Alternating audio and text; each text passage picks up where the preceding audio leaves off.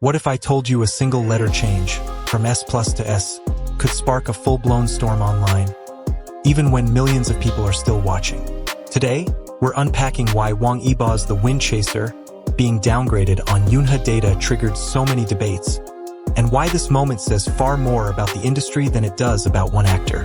Stay with me, because by the end of this video you'll see why numbers can be both a scoreboard and a smokescreen, and how to read them without getting played. A single update on a data platform became the spark. Yunhe's public-facing classification for The Wind Chaser shifted from S plus to S, and the conversation immediately turned into a referendum on success. The key figure being circulated was the show's V30 average episode performance, reported as 13.68 million, beneath the S plus benchmark that fans and commentators associate with 16.74 million.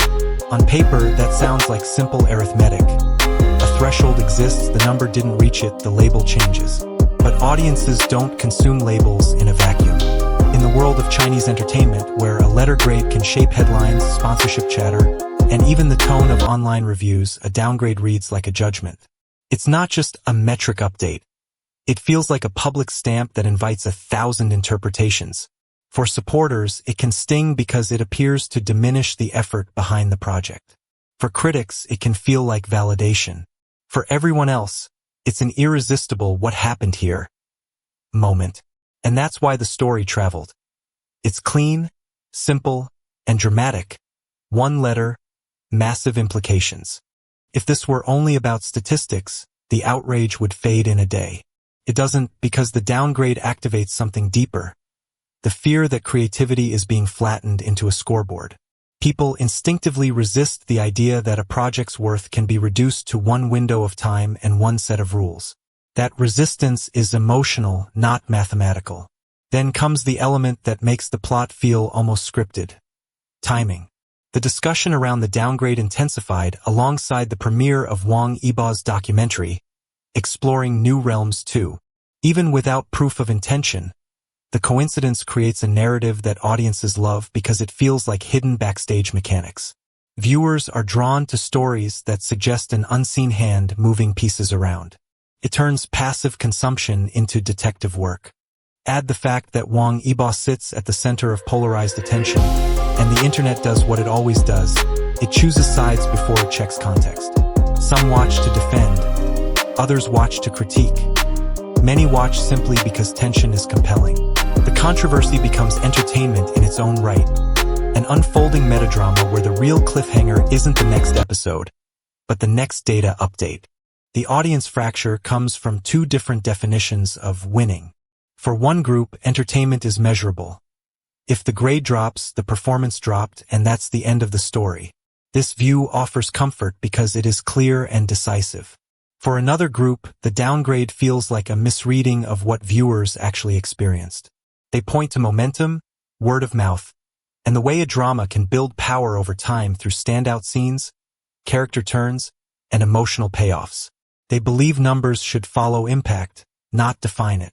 The deeper conflict is not about Wang Yibo. It's about modern spectatorship. We are living in an era where people argue about art using the language of finance. Thresholds, tiers, rankings, and value. In that language, nuance gets punished. A drama can be uneven in pacing yet unforgettable in emotional moments. Can frustrate you one week and pull you back the next.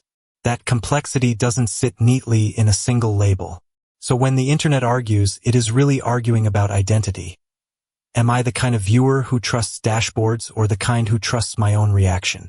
The split is inevitable because both impulses are human. There is a more meaningful way to read this controversy. As a lesson in becoming a stronger audience. Data is not the enemy. Illiteracy is. When viewers treat one metric like absolute truth, they become easy to sway by fan wars, by clickbait, by selective screenshots. But if you understand what a metric is designed to capture, you gain freedom. You stop being dragged by headlines and start asking better questions. What does V30 reward? Consistency after the peak broadcast window. What might it undervalue? Late blooming word of mouth, platform differences, and the messy reality of how people actually watch. When another platform produces a higher average, The mature response is not, someone is cheating, but, what is each platform measuring? That shift turns chaos into clarity. It also protects your enjoyment. A ranking can inform discussion, but it should not overwrite your emotional truth.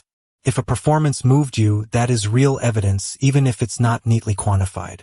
And if the drama didn't work for you, that's equally valid, even if the numbers are huge. Data literacy isn't about defending a star. It's about defending your right to think clearly. To keep this topic from becoming another repetitive data war clip, we can turn it into a more human, interactive conversation. First, separate the show into categories that viewers actually experience: story structure, character writing, emotional resonance, and performance craft. Ask audiences to score each category instead of offering a single blunt judgment. That alone invites nuance and reduces hostility.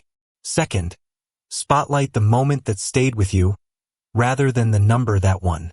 People remember stories through scenes, not spreadsheets. This shifts the focus back to why we watch in the first place. Third, introduce a short weekly segment that compares how different measurement systems shape public narratives.